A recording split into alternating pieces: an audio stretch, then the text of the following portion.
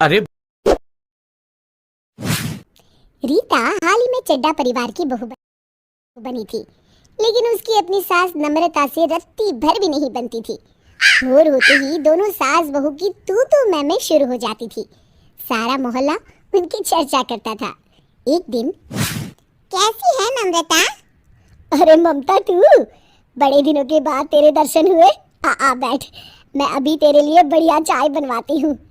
अरे बहू, जरा 2 कप अदरक और इलायची वाली चाय तो बना के ला।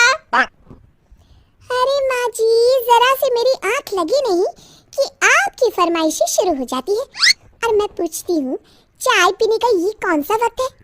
अरे बहू, ये मेरे बचपन की सहेली है। बचपन की हो या बुढ़ापे की, रोज ही कोई ना कोई इस घर में आता है। मैं इस घर की कोई नौकरानी हूँ क्या, जो अब सारा दिन मुझसे लोगों की आवभगत करवाती रहती है? खुद उठ के चाय बना लीजिए। अरे बहू, जरा छोटे बड़े का लिहाज तो कर लिया कर। मेरी कमाई खाती है और मुझे पे धौंस जमाती है। दोनों सास बहू को लड़ते देख ममता बोली, अच्छा नम्रता, चाय मैं फिर कभी पी लूंगी, अब मैं चलती हूँ। अरे बैठ, तू कहाँ चली? चाय तो मैं आज तुझे पिलाकर ही भेजूंगी। मैं इस घर की मालकिन हूँ, मैं जो चाहूंगी इस घर में वही होगा। तू इस चुड़ैल की बातों पर ध्यान मत दे।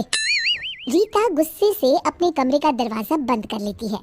क्या कहूँ ममता, पता नहीं भगवान को क्या हो गया है, जो उसने आजकल अच्छी बहुएं बनाना ही बंद कर दिया है। आज के जमाने की बहुएं सब की सब नकचड़ी है, अपनी सास से बात करने की तमीज नहीं है। मेरी बहू बिल्कुल मेरी सास की जेरॉक्स कॉपी है। अरे मेरी सेवा तो छोड़, सीधे मुंह मुझसे बात भी नहीं करती। ममता मन ही मन बड़बड़ाती है, अरे ये तो अपनी बहू की बुराई का कोटा खत्म ही नहीं कर रही। इन दोनों सास बहू का तो ये रोज का ड्रामा है। पता नहीं मैं यहाँ क्यों आ गई। अरे क्या सोच रही है? इस महारानी के और कारनामे सुन।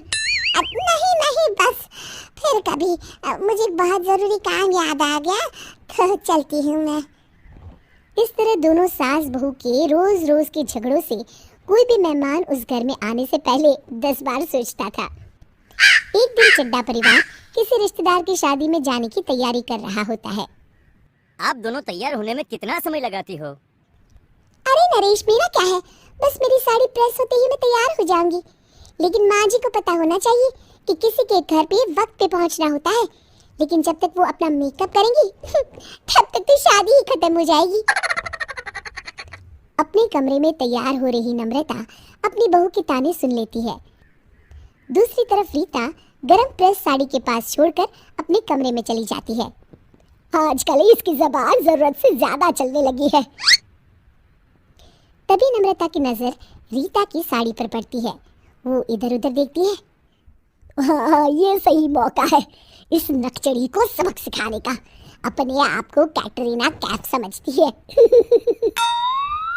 नम्रता गरम प्रेस रीता की साड़ी पर रख देती है और वहां से चली जाती है। थोड़ी देर के बाद साड़ी जल जाती है। अपनी साड़ी की ये हालत देख रीता की आंखें फटी की फटी रह जाती है। हे भगवान, क्या मेरी इतनी महंगी साड़ी जल गई? मेरी साड़ी की ये हालत माँ जी ने ही की होगी। अरे ये क्या हो गया रीता? तभी वहां नरेश आ जाता है।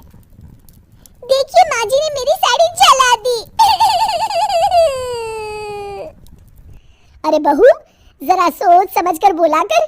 तूने मुझे साड़ी जलाते देखा है क्या? मैं तो अपने कमरे में थी।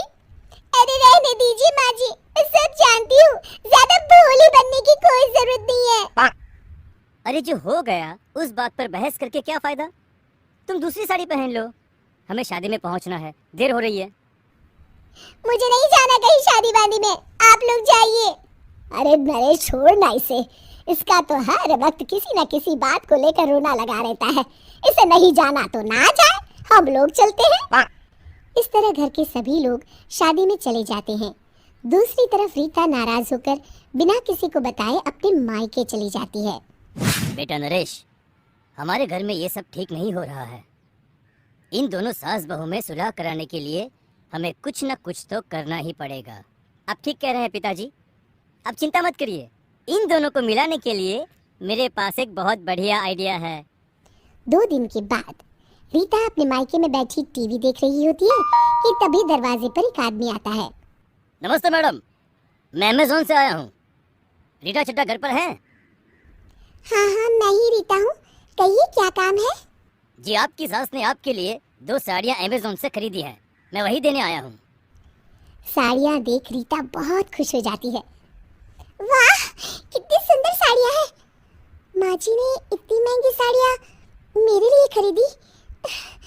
सच में माँ जी मुझे कितना प्यार करती है और मैं आज तक उन्हें गलत समझती थी। दूसरी तरफ अमेज़न का आदमी नम्रता को एक साड़ी और एक मेकअप किट ये कहकर दे जाता है कि उनकी बहू ने उनके लिए भेजी है। हे भगवान, मेरी बहू मुझसे कितना प्यार करती है और मैं हमेशा उससे लड़ती झगड़ती रहती थी। मुझे माफ कर दे बहू। रीता अगले ही दिन अपने ससुराल वापस आ जाती है और फिर चड्ढा परिवार में हमेशा के लिए शांति कायम हो जाती है। इस तरह नरेश और उसके पिताजी दोनों सास बहू की सुलह कराने में सफल हो जाते हैं।